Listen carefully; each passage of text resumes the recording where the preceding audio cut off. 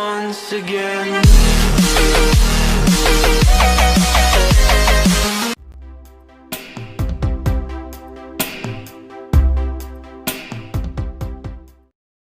Good morning students, this is Naren Srivastava, your biology teacher. Today I am going to discuss about the classification of protist. In the last lecture, we have completed the characteristics and the classification of protist. In this lecture, I have included the chrysophytes and dinoflagellates. So once again, we will see the classification of protist. I told you that in class 11th we will include in the protist the chrysophytes, dinoflagellates, euglenoids, slime molds and protozoa. So we will start with the chrysophytes.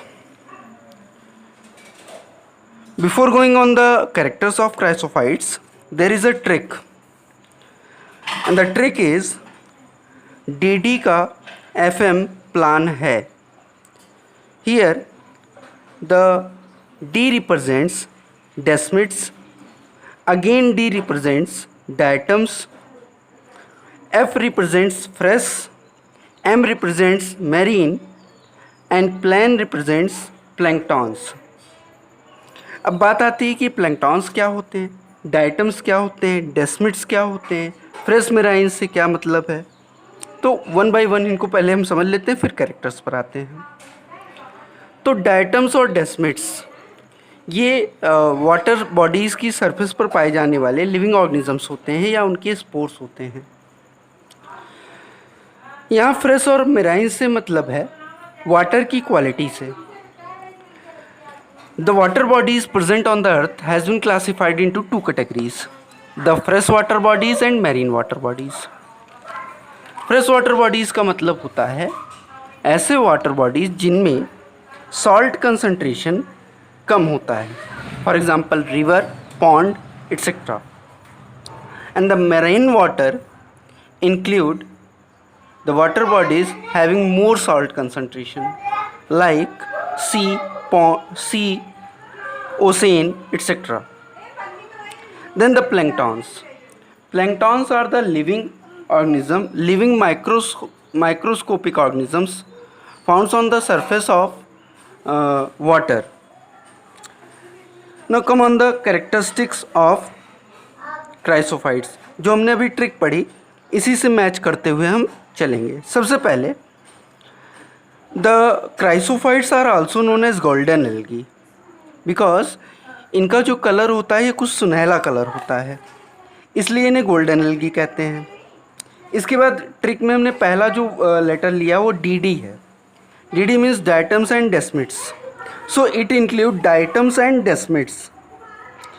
इसके बाद they are aquatic means ये water bodies में पाए जाते हैं and found in fresh water like river and pond and the marine water like sea and ocean. एक बात यहाँ पर हम लोगों को जान लेनी है, नोट भी है, इसको आप अपनी नोट्स में इंक्लूड भी करेंगे. The diatoms are chief producers of ocean, मतलब कि ओसेन में जो 70% प्रोडक्शन है फूड का या एनर्जी का वो डाइटम्स के द्वारा होता है. And these diatoms are also known as planktons. Their cell wall are made with silica, मतलब इनकी सेल वॉल में सिलिका भी एक कंपोनेंट होता है. दस देयर वॉल आर इनडिस्ट्रक्टाइबल, मतलब उसे ब्रेक करना मुश्किल होता है. And after the death of diatoms the silicified cell wall get accumulated in the lake basin और ओसेन, मतलब इनकी जो सेल वॉल है ये लेक बेसिन या ओसेन की बेसिन में एक्यूमुलेट होता है and may develops a thick deposition that is called diatomaceous earth और डायटोमेसियस सॉइल. ये डायटोमेसियस ग्रिटी नेचर की होती है, hence it is used in polishing, filtration of oil and syrups. The diatoms have two flagella, out of which one is functional and one is rudimentary. So it was all about the chrysophytes. Now the next is dinoflagellates. Chrysophytes की तरह डाइनोफ्लैजलेट्स के लिए भी एक trick है. क्या है वो ट्रिक? दिन की फोटो में सी में प्लेट दिखता है. आइए समझते हैं क्या मतलब इसका. दिन, एक्चुअली द DIN दिन से हम कोरिलेट करते हैं डाइनोफ्लैजलेट्स. साथ ही साथ ये भी समझते हैं डाई मीन्स दो. They also have 2 flagella. Then photo relate with the photosynthesis. May means marine water जैसे sea and ocean.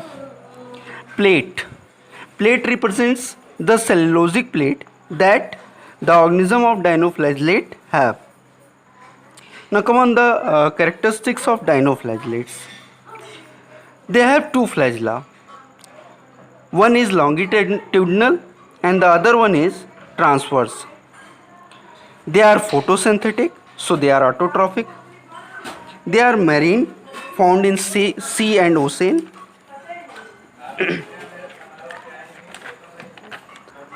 On the basis of main pigment, मतलब इनका जो मेन पिगमेंट है क्लोरोफिल है या कोई और, they are of various color.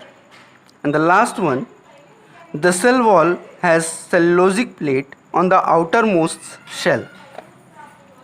अब डाइनोफ्लैजलेट से रिलेटेड कुछ स्पेसिफिक चीज़ें हैं, आइए उनको जान लेते हैं.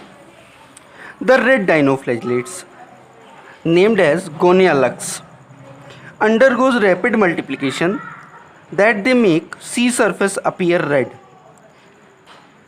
इसीलिए इसे रेड टाइड भी कहते हैं.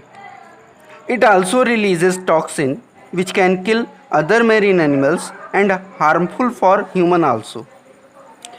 Some dinoflagellates like Noctiluca emit bright blue-green light when disturbed. जैसे ये सरफेस पर है और आप उस पर कुछ कंकड़ या पत्थर मारते हैं तो ये चमकने लगते हैं, तो जैसे लगता है कि पूरी सरफेस जो है वो जगमगाने लगती है. So it was all about the dinoflagellates. तो आज हमने क्राइसोफाइट और डाइनोफ्लैजलेट्स कंप्लीट कर लिया है.